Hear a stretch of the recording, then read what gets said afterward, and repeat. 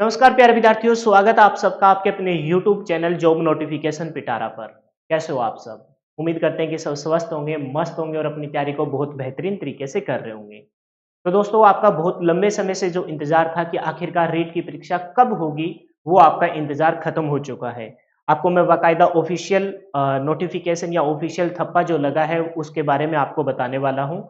और पीछे जितनी भी रीट की परीक्षा हुई है उनको एक्चुअल में कंडक्ट करवाया कब किया गया है, वो भी मैं आपके साथ शेयर करने वाला हूँ। इसके अलावा कि रीट की पात्रता परीक्षा पास करने के बाद लेवल 1 और लेवल 2 के लिए बीच में कितना टाइम आपको मिलेगा प्रिपरेशन करने के लिए, उसके बारे में भी हम डिस्कशन करेंगे।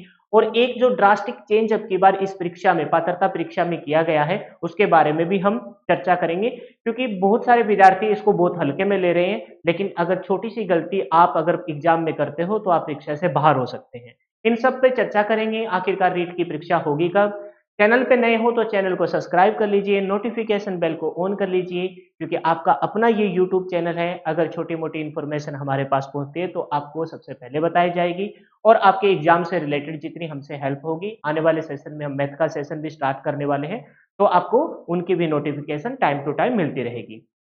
तो आखिरकार कब होने वाली है रीट की परीक्षा? आपने देखा होगा कि ये जो नोटिस है बहुत दिनों से वायरल हो रहा है सोशल मीडिया पर, और खुद शिक्षा मंत्री जी ने भी आकर इस पे बोल दिया है।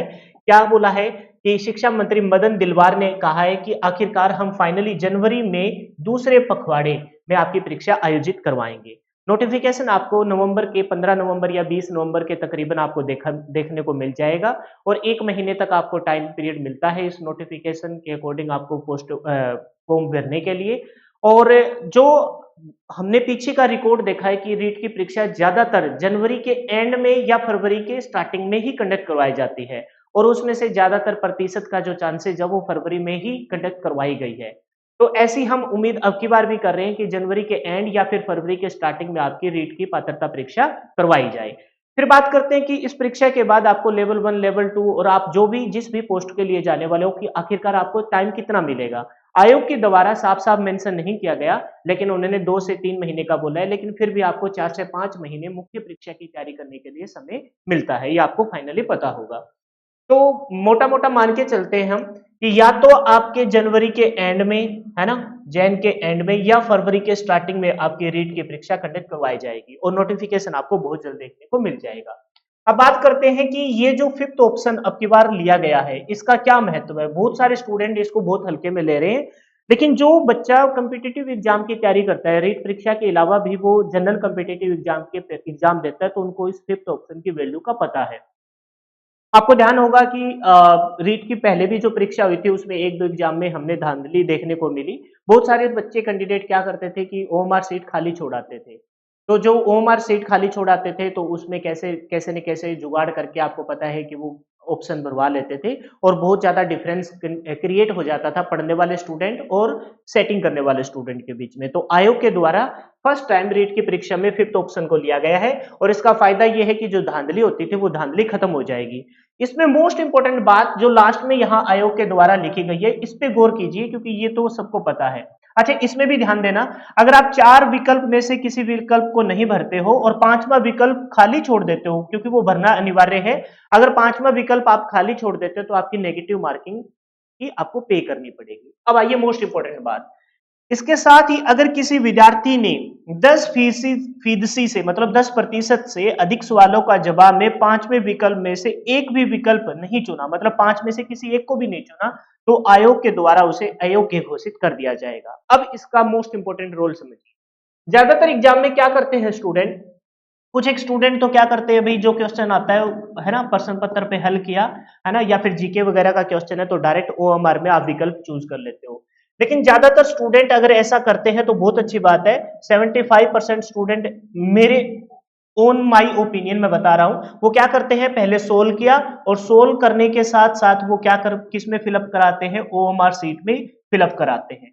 लेकिन 25% ऐसे भी स्टूडेंट होते हैं, देखो वैसे तो एग्जाम सोल्व करने की अपनी अपनी मेंटलिटी होती है, 25% से या नियर बाई इस परसेंटेज में कुछ ऐसे स्टूडेंट होते हैं, वो पहले कंप्लीट पेपर सोल्व करते हैं ना, कंप्लीट पेपर सोल्व वो करने लग जाते हैं, और कंप्लीट पेपर सोल्व करके फिर उनकी ये स्ट्रेटजी होती है, क्योंकि उनको लगता है कि ओएमआर में जब हम गोले फिलअप करेंगे तो उसमें कम से कम टाइम लगना चाहिए। तो वो लास्ट में अपने सेव करके रखते हैं 7 से 8 मिनट, वो 7 से 8 मिनट का टारगेट रखते हैं कि हम उस ओएमआर शीट में अपने विकल्प को फिलअप कर देंगे। लेकिन समय एग्जाम में वास्तव में बहुत जल्दी निकलता है। जब हम किसी का इंतजार कर रहे होते हैं ना, तो एक एक सेकंड भारी होती है, लेकिन जब हम एग्जाम में परीक्षा में बैठते हैं तो टाइम कैसे निकल जाता है पता नहीं लगता।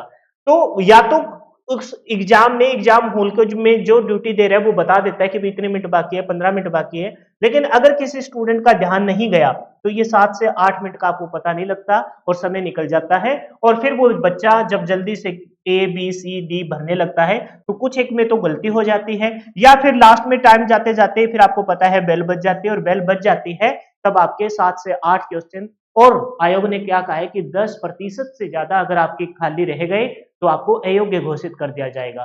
तो समय के बाउंडेशन को देखते हुए वो हमें 10% से तो ज्यादा छोड़नी ही नहीं। नेगेटिव मार्किंग तो पे करनी ही पड़ेगी, लेकिन अगर 10% से ज्यादा आपके क्वेश्चन खाली रह जाते हैं तो आप अयोग्य घोषित कर दिए जाओगे।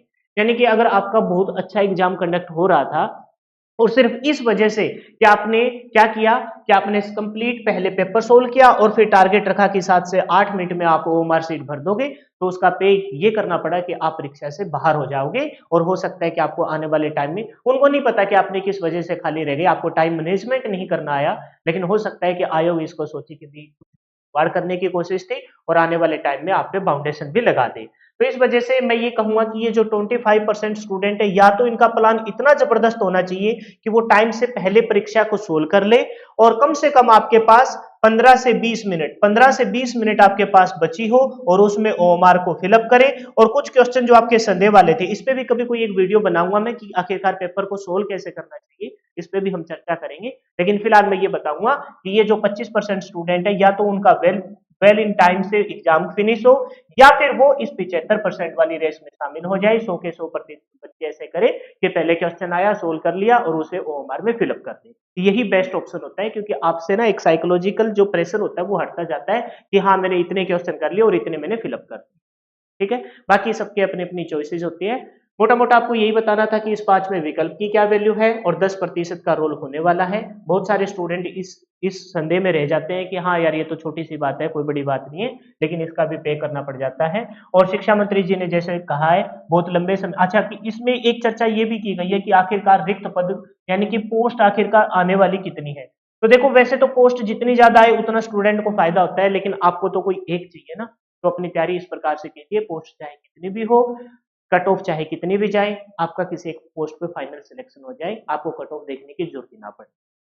ठीक है, फिलहाल के लिए इतना ही। वीडियो पसंद आई है तो लाइक करना, कमेंट करके जरूर बताना, और कोई छोटी मोटी इन्फॉर्मेशन आएगी तो आपके साथ शेयर करेंगे। आपका अपना ये यूट्यूब चैनल है जॉब नोटिफिकेशन पिटारा, इसको सब्सक्राइब कर लीजिए। आने वाले सेशन में, आने वाले टाइम में जब फाइनली आपका सिलेबस थोड़ा सा मेंशन हो जाएगा, हालांकि चेंजेस बहुत कम है, चांसेस की चेंजेस हो जाए, लेकिन अगर चेंजेस होता है तो आपको डेफिनेटली उस सिलेबस के अकॉर्डिंग आपके मैथ के सेशन हम स्टार्ट करने वाले हैं, बिल्कुल free of cost, with PDF और with previous year paper set की हल के साथ। फिलहाल के लिए इतना ही। जय हिंद, जय भारत, मिलते हैं नेक्स्ट।